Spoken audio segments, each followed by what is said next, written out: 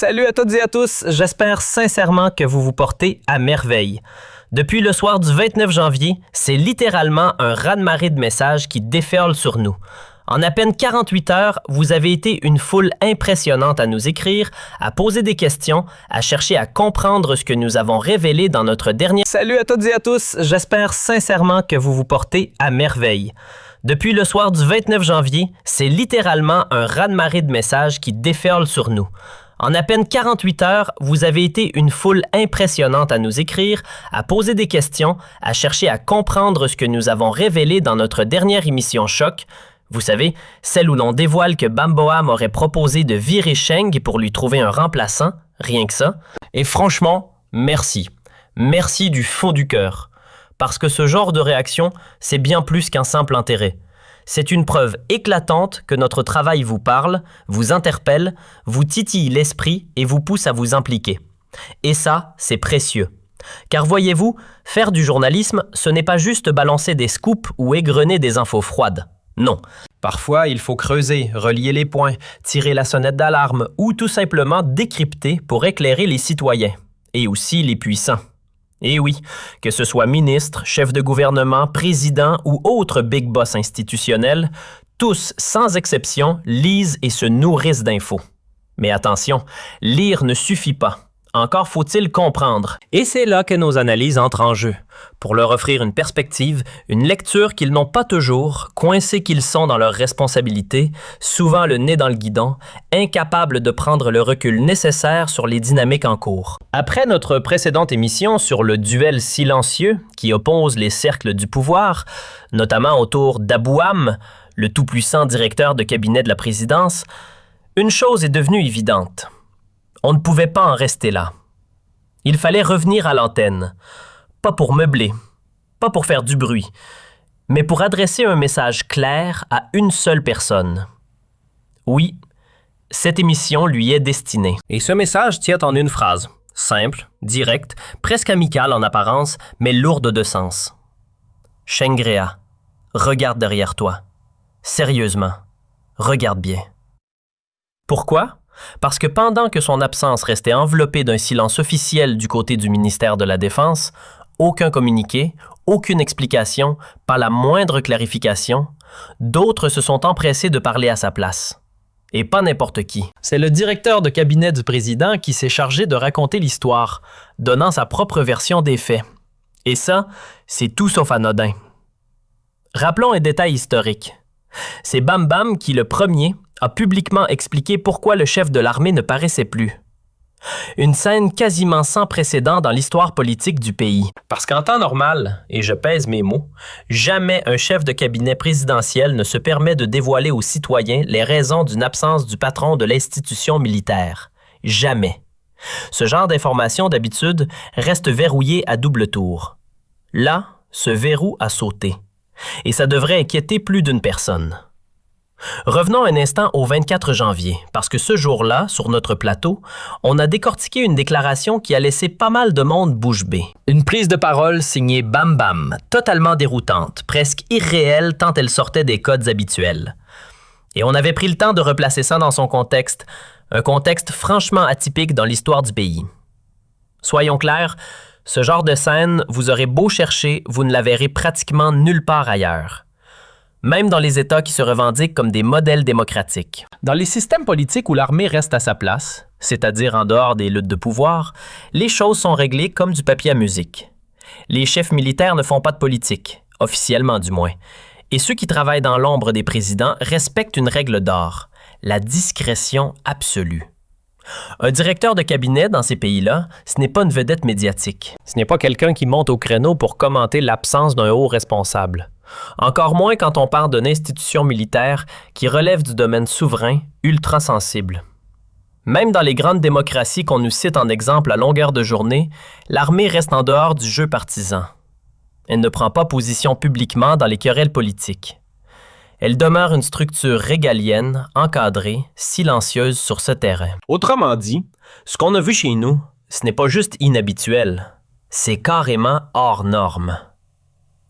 Prenons un peu de recul. Imaginez une seconde la scène aux États-Unis, en France ou au Royaume-Uni. Un chef de cabinet présidentiel qui débarque devant les caméras pour détailler pourquoi le numéro 1 de l'armée n'était pas présent à un événement officiel. Surtout quand cette absence déclenche rumeurs, spéculations et inquiétudes nationales. Impensable. Totalement hors script. Et pourtant, chez nous, c'est exactement ce qui s'est produit. Depuis cet épisode, tout un réseau de soutien de Shangri-La s'active. Leur mission? Nous calmer ou peut-être se rassurer eux-mêmes. Faute de convaincre les journalistes indépendants, les analystes libres et les voix critiques, souvent contraintes de travailler depuis l'étranger, ils tentent d'imposer un récit bien huilé. Selon cette version, Shangri-La serait devenu le dernier rempart institutionnel, celui qui aurait freiné une révision constitutionnelle trop ambitieuse, celui qui aurait empêché l'ajout d'années au mandat présidentiel, celui qui barrerait la route à un éventuel troisième passage au pouvoir, bref, le gardien désintéressé des règles du jeu. Alors, soyons justes, il y a un fragment de réalité là-dedans. Oui, une petite part de vérité existe. Mais autour de ce noyau minuscule, on a construit une montagne de fiction. Car non, Shangri-La n'est pas cette forteresse politique capable, à lui seul, de tenir tête au clan présidentiel. Ce n'est pas le contre-pouvoir décisif qu'on essaie de vendre à l'opinion. L'image du grand bloqueur, du stratège tout-puissant, relève bien plus du storytelling que de la réalité des rapports de force. Contrairement à l'image qu'on essaie de vendre, Saïd n'est pas tranquillement installé en position de force. Lui aussi est exposé, lui aussi marche sur un fil. Et il s'en est fallu de très peu pour qu'il saute en décembre 2025. On l'a déjà expliqué, Bam Bam a tout tenté pour pousser Tebboune à s'en débarrasser. Pression, arguments, manœuvres en coulisses, le lobbying a été intense. L'objectif était clair, obtenir sa tête. Et honnêtement, du point de vue de Bam, la logique se tient. Mais Tebboune a freiné. Pas par faiblesse, contrairement à ce que certains racontent, plutôt par calcul.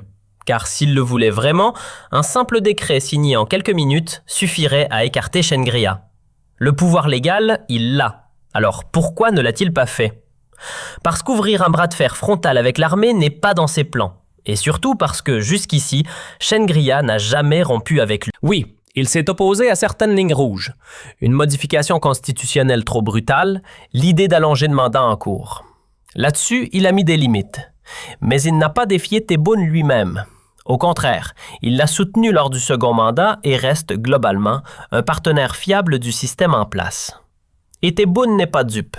Il sait très bien que Bam Bam rêve d'éliminer cet équilibre pour devenir l'unique centre de décision, le chef incontesté autour du président. Sauf que le clan présidentiel domine déjà largement le terrain. Vouloir tout absorber serait risqué, et Tebboune a au moins compris une chose. Parfois, trop concentrer le pouvoir peut finir par fragiliser celui qui le détient. Et oui, il faut parfois rendre à César ce qui appartient à César. Même moi, qui suis souvent accusé d'être intraitable avec Tebboune, je dois reconnaître qu'il lui arrive, oui, ça arrive, d'avoir des éclairs de clairvoyance. Et celui-ci en est un bon exemple. Parmi les rares qualités stratégiques qu'on peut lui attribuer, il y a cette compréhension très simple mais cruciale. Accumuler tous les leviers finit par affaiblir celui qui les tient. Trop concentrer l'autorité, c'est prendre le risque que tout s'effondre sur une seule tête. Multiplier les pouvoirs, c'est aussi multiplier les responsabilités, et donc les coûts à encaisser. Tebboune ne cherche pas à tout verrouiller lui-même. Il a besoin, à compter de lui, d'un chef militaire qui conserve un espace d'action. Pas par générosité institutionnelle, soyons sérieux, par instinct de survie politique. Parce que le jour où la situation dégénère, crise sociale, secousse politique, imprévu majeur, quelqu'un devra porter une part du fardeau. Si tout est centralisé entre ses mains, il devient la cible unique, le fusible parfait, celui sur qui tombera toute la colère. En laissant une marge à l'armée, il partage aussi le risque. Et ça, ce n'est pas d'idéalisme, c'est du calcul pur. Ce que beaucoup refusent de voir, c'est que Tebboune n'a aucun intérêt à secouer l'équilibre actuel du pouvoir. Bousculer la structure en place? Très peu pour lui.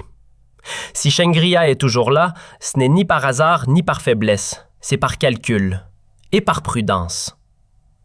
D'abord, il ne lui pose pas de problème direct. Ensuite, et c'est crucial, Tebboune ne sait pas vraiment qui pourrait prendre sa place sans créer un danger encore plus grand. Remplacer un chef d'état-major, ce n'est pas changer un ministre. On peut tomber sur quelqu'un de plus jeune, plus dynamique, plus rassembleur, et soudain, ce remplaçant pourrait se découvrir des ambitions qui dépassent largement l'uniforme. Le spectre qui hante tous les palais présidentiels de la région est bien connu. Le scénario égyptien. En 2013, un chef militaire a su exploiter une crise interne, affaiblir le pouvoir civil et finir par s'installer au sommet. Ce précédent a marqué durablement les esprits dans le monde arabe, Algérie comprise. Un patron de l'armée, plus en forme, plus habile politiquement, plus charismatique que Chengria? Pour Tebboune, ce serait un risque, pas une garantie de stabilité. Il ne va pas prendre le pari de placer à la tête de l'institution militaire quelqu'un qui pourrait, demain, lui faire de l'ombre, voire lui barrer la route. C'est aussi pour cela qu'il n'a pas suivi les pressions de Bam Bam. Il a tempéré, freiné, refusé d'aller au bout de cette logique.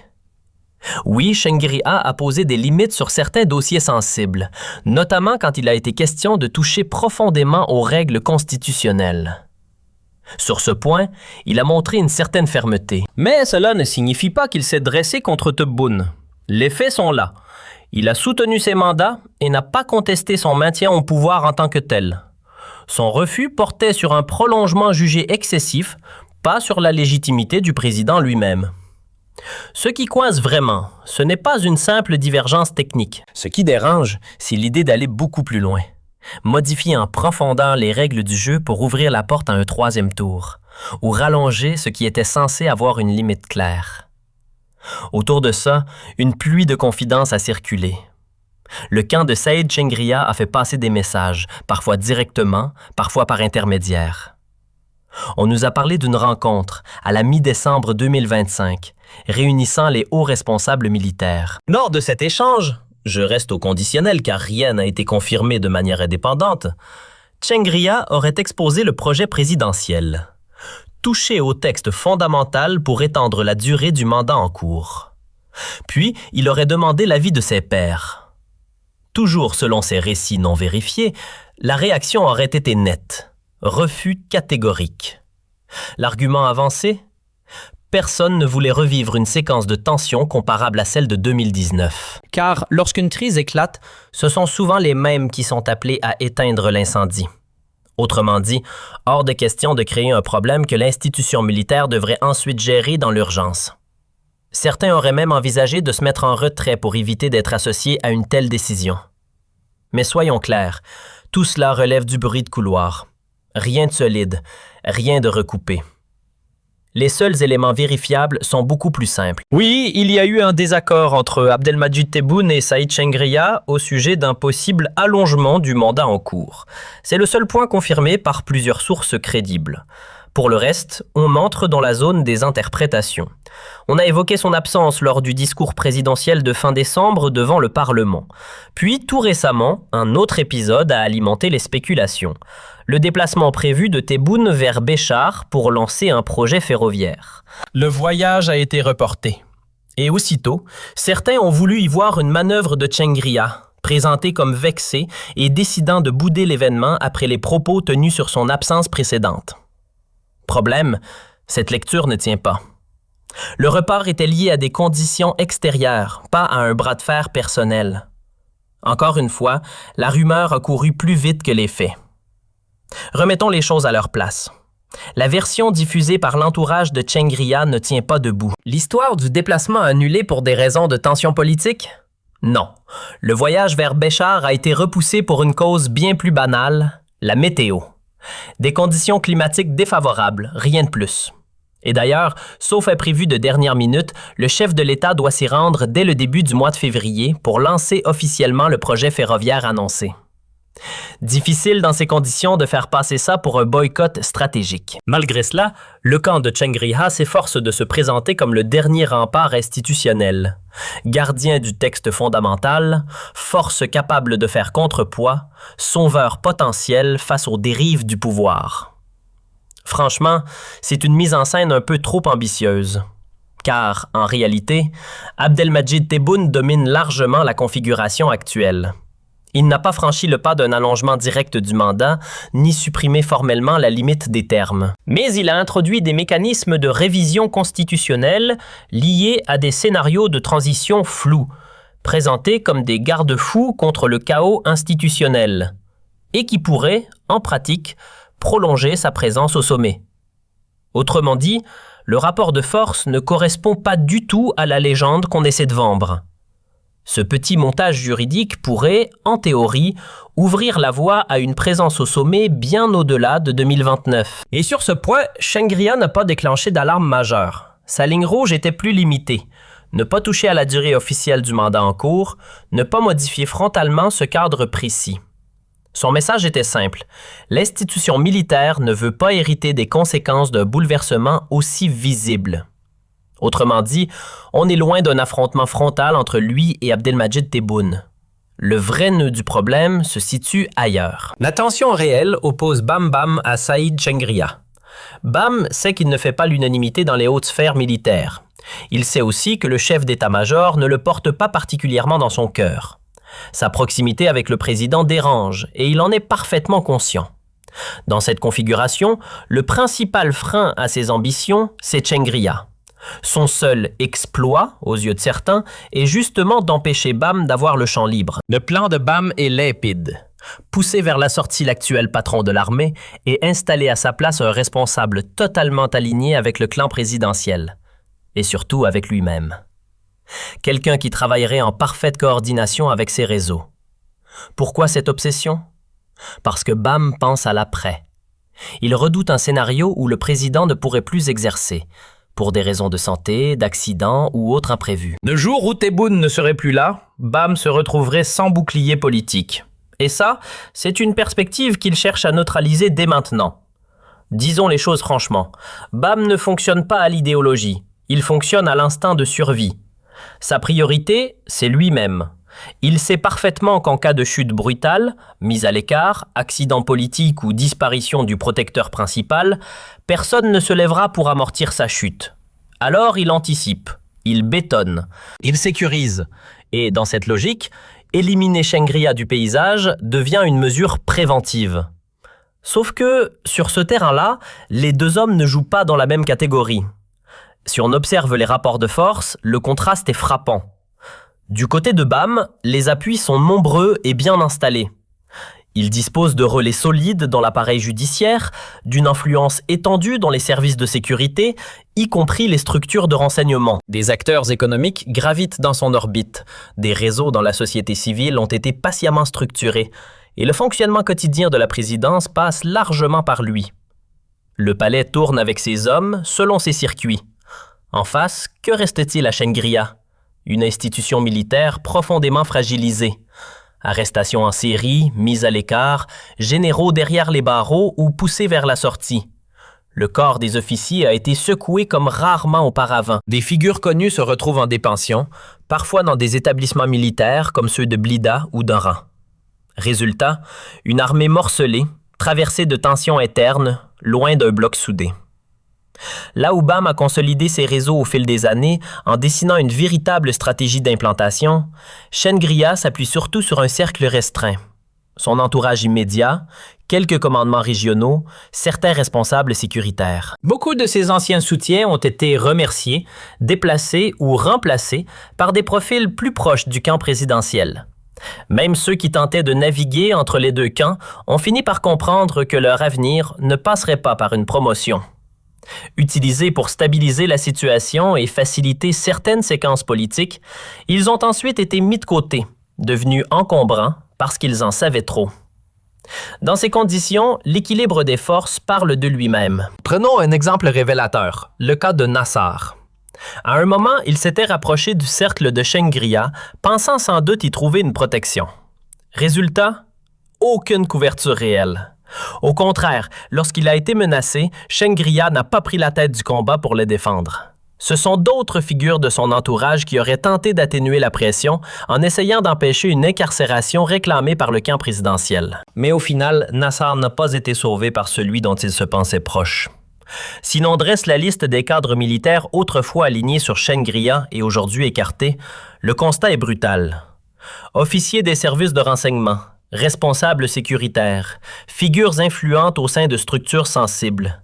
Beaucoup ont été déplacés, mis sur la touche ou purement et simplement neutralisés. Certains travaillaient dans des branches clés du renseignement militaire. D'autres occupaient des postes stratégiques dans la chaîne sécuritaire. Tous ont fini par tomber, les uns après les autres. Même des profils qui tentaient de garder un pied dans chaque camp n'ont pas été épargnés. Le général Hassan, par exemple, qui cherchait à maintenir un équilibre entre les pôles rivaux, se retrouve aujourd'hui fragilisé, avec un avenir plus qu'incertain. Et pendant ce temps, du côté de la présidence, on ne reste pas les bras croisés. Ce que beaucoup ignorent, c'est qu'une réflexion est déjà en cours pour l'après-Shangri-La. Des noms circulent, des profils sont étudiés, des parcours examinés avec attention.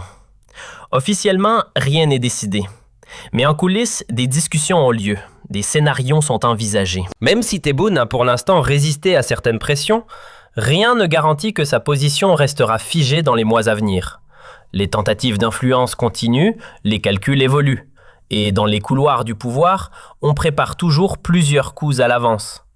On essaie de nous vendre l'image d'un Shangri-La tout-puissant. La réalité est beaucoup moins flatteuse. Son camp parle de force, mais les faits racontent autre chose. Son influence est bien plus limitée qu'on veut le faire croire. Il suffit de regarder en arrière pour comprendre. À l'époque de Ahmed Gaïd Salah, le chef d'état-major n'était pas seul. Il disposait d'un véritable réseau. Relais médiatiques, soutien politique, voix publique prête à monter au front pour défendre sa position. Quand il se retrouvait sous pression, notamment lors de ses tensions avec Saïd Bouteflika avant la crise de 2019, des figures influentes prenaient la parole pour protéger ses intérêts. Aujourd'hui, qui fait ça pour Shangri-La? Qui sort publiquement pour le soutenir? Qui monte au créneau? Quand, fin janvier, un directeur de cabinet s'est permis de détailler son agenda personnel et d'expliquer son absence comme s'il s'agissait d'un simple congé, cela ressemblait davantage à un rappel à l'ordre qu'à un geste anodin. Dans n'importe quelle hiérarchie classique, ce type de commentaire serait perçu comme un affront. On ne commande pas publiquement l'emploi du temps du chef de l'armée quand on n'est ni son supérieur direct, ni son responsable institutionnel. Et pourtant, face à cet épisode, silence radio. Aucun relais médiatique puissant, aucune figure politique majeure, aucune mobilisation visible pour défendre son statut. Ce vide parle de lui-même. Alors, posons la question franchement. Qui s'est levé pour protester? Quel grand média a pris sa défense? Quelle personnalité politique a dénoncé la situation? Quelle figure influente sur les réseaux a haussé le ton? Un mouvement, une organisation, un groupe de pression? Quelqu'un? Personne. Silence total. Et ce silence n'est pas un hasard. Il s'explique par un déséquilibre évident dans la répartition du pouvoir d'influence. Le camp présidentiel dispose de leviers puissants. Une emprise notable sur les médias, une forte influence dans l'appareil judiciaire et des relais bien installés au sein de plusieurs services de sécurité, y compris dans le renseignement. Quand ces canaux sont verrouillés, peu de voix osent se faire entendre. Face à cela, que reste-t-il réellement à Shangri-La? Son périmètre d'autorité se concentre surtout dans les structures militaires classiques, la sécurité interne de l'armée, la justice militaire, certains commandements régionaux. Mais même là, son contrôle n'est pas absolu. Tous les postes clés n'ont pas été placés sous sa coupe et certaines régions stratégiques échappent à son influence directe. Autrement dit, son pouvoir ressemble davantage à une zone fragmentée qu'à un bloc homogène. Oui, il a pu obtenir certains ajustements dans la hiérarchie militaire, surtout après le renouvellement du mandat présidentiel, période durant laquelle quelques changements symboliques ont été validés. Remaniement dans certaines branches, départ à la retraite de figures importantes. Mais cela relevait davantage d'équilibres négociés que d'une prise de contrôle totale. Plusieurs responsables régionaux, notamment dans des zones clés, ne sont pas considérés comme ses hommes de confiance. Ils occupent leur poste sans être directement issus de son cercle rapproché. Bref, l'image d'un chef militaire disposant d'un appareil entièrement aligné derrière lui ne correspond pas vraiment à la réalité du terrain. Alors moi, le message que j'adresserai à Shah est simple. Inutile de s'endormir dans un faux sentiment de sécurité. Se rassurer en boucle ne change rien à la trajectoire des événements. L'alliance actuelle avec Abdelmadjid Tebboune n'a rien d'éternel. Tôt ou tard, elle sera mise à l'épreuve. Pourquoi? Parce que le chef de l'État lui-même subit la pression de son entourage. À l'approche de 2029, l'inquiétude monte dans son camp. Les interrogations sur sa capacité à rester aux commandes jusque-là, sur le plan physique comme politique, poussent ses proches à anticiper l'après. Ils ne veulent pas revivre le scénario vécu par d'autres cercles de pouvoir, brusquement fragilisés après un départ inattendu. Alors, ils cherchent dès maintenant à se constituer une armure, à sécuriser leur avenir avant que l'incertitude ne les rattrape. Dans cette logique, leur priorité devient évidente. S'assurer que l'institution militaire sera dirigée par quelqu'un qui garantira leurs arrières le moment venu. Et c'est là que Shengria se retrouve exposé. Sur qui peut-il réellement compter en cas de tempête? Un simple texte officiel ne crée pas une loyauté automatique. Tous les commandements ne lui doivent pas leur position. Toutes les forces ne lui sont pas redevables. Quant à sa popularité interne, elle pose question. Comment incarner un chef incontesté quand une partie significative du corps des officiers a été écartée, jugée ou mise à l'écart ces dernières années? À force de purge et de recomposition, l'institution a été